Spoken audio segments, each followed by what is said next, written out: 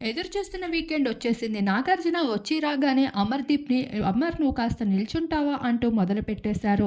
అమర్ ఈ వారం టాస్క్‌లో ఇరగదీసేశావు. పోలీస్ క్యారెక్టర్‌లో నీ ఎంటర్‌టైన్‌మెంట్ అదరగొట్టేశావు. కానీ కెప్టెన్ కాలేకపోయినందుకు అంతలా ఏడ్చావు. అది నీ అమ్మ కోరిక అంటే, అవును సార్ నాకు కెప్టెన్ అవ్వాలని ఉంది. హౌస్‌లో అందరు మగవాళ్ళు అయ్యారు. నేను తప్ప.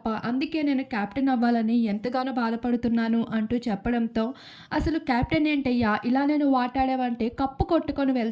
ఎవరైతే నీకు కెప్టెన్సీ ఇవ్వలేదో ఆ కప్పును చూసి ఫుల్‌గా వాళ్ళే చచ్చి ఏడుస్తారు అంటూ నాగార్జున అమర్‌దీప్‌కి ఫుల్ మోటివేట్ చేస్తూ వచ్చేశారు. అలానే నీకు కెప్టెన్సీలో పల్లవి ప్రశాంత్ కూడా ఎంతో సపోర్ట్ చేశాడు కదా! ఊహించావా ప్రశాంత్ నిన్నలా సపోర్ట్ చేస్తాడని? అంటే లేదు సార్ నేను అనుకోలేదు గానీ ప్రశాంత్ అయితే అంత మొండి మనసైతే కాదు. నాకు తెలుసు కరిగిపోతాడు వెంటనే.